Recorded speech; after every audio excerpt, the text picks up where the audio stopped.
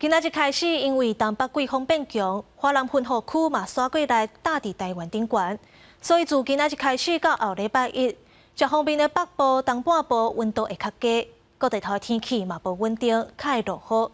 民众都爱记起早雨伞，加头一领衫。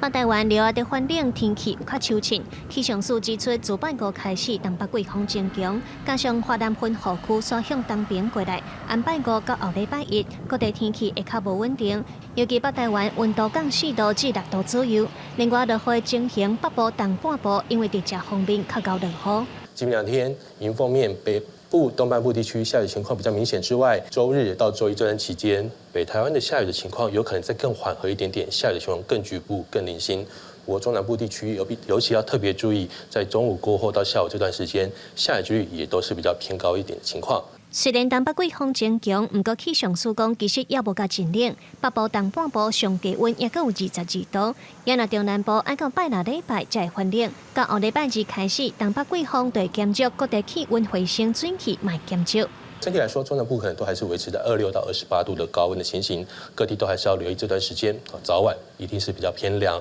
北台湾地区整天都是比较偏凉的情况。最后，气象署嘛提醒讲，受到东北季风的影响，桃园到彰化、恒春半岛，也有外岛地区可能会透强阵风。另外，伫台湾海峡这边的海涌会较大，请民众要加注意。记者卢尚如、曾俊佑台北报道。